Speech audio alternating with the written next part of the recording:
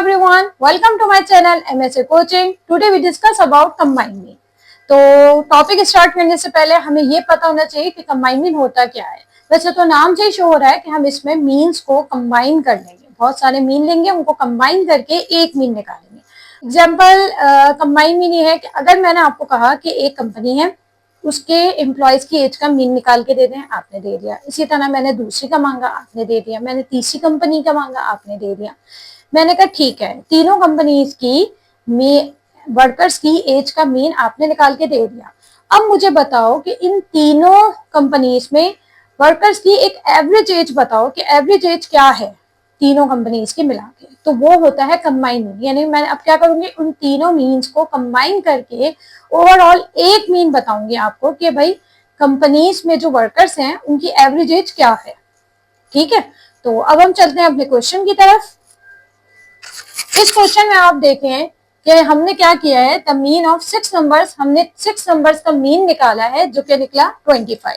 फिर हमने 8 नंबर्स, कोई भी 8 ऑब्जर्वेशन करी है, 8 उसमें फिर हमने कितना मीन निकला 26.5। इसी तरह हमने 9 नंबर्स का मीन निकाला तो निकला 32।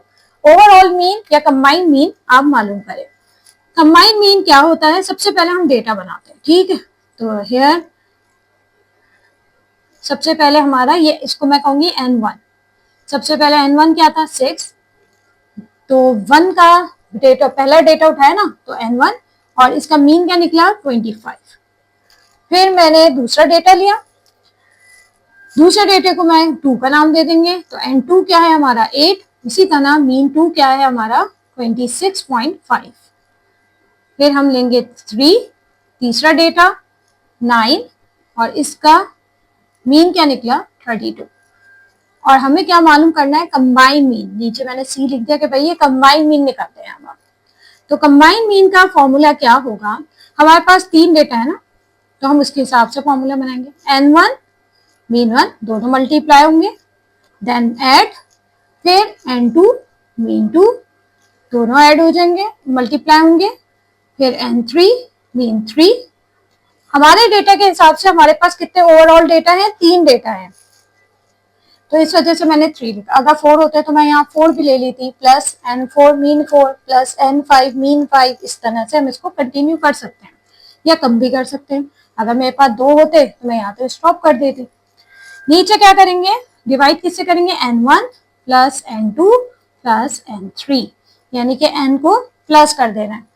ठीक है, यहाँ भी यही सेम होगा। अगर मेरे पास N4 या N5 होते तो मैं यहाँ plus N4 plus N5 plus N6 कर सकती थी, या मेरे पास सिर्फ 2 होते तो मैं N1 एंड N2 पे ही स्टॉप कर जाती। क्लियर। अब हम इसमें वैल्यू पुट करेंगे। N1 है 6, मीन 1 क्या है 25, प्लस N2 क्या है 8, मीन 2 क्या है 26.5, प्लस N3 क्या है 9, मीन 3 क्या है 32। N1 N2 N3 इसको मल्टीप्लाई करेंगे 150, इन दोनों को मल्टीप्लाई किया 212, इन दोनों को मल्टीप्लाई किया 288, फिर इनको डिवाइड किया 23, फिर इसमें डिवाइड किससे किया, इन तीनों को प्लस किया, हमारे पास आया 23, तीनों को प्लस करके आया आपका 650 डिवाइडेड बाय 23। तो इस तरह कंबाइंड मीन का आंसर आ गया 28.26। तो आई होप आपने समझ आ गया होगा। पहले हमने वैल्यू पुट करी, वैल्यू पुट करने के बाद इन दोनों को मल्टीप्लाई, प्लस इन दोनों को मल्टीप्लाई, प्लस इन दोनों को मल्टीप्लाई, देन हमने क्या किया, इन तीनों को प्लस करके लिख दिया, फिर इन तीनों को प्लस किया डिवाइडेड बाय 23। तो हमारे पास आंसर क्या आया 28.26। आई होप आपको ये समझ आ गया होगा किस तरह से हमने इन 3 डेटा को मिक्स करके एक मीन निकाला है, कंबाइंड मीन। अगर आपको मेरी वीडियो अच्छी लगी है तो don't forget to like and subscribe my channel. मिलती हूँ मैं अगली वीडियो में एक अगले टॉपिक के साथ। अल्लाह हाफिज।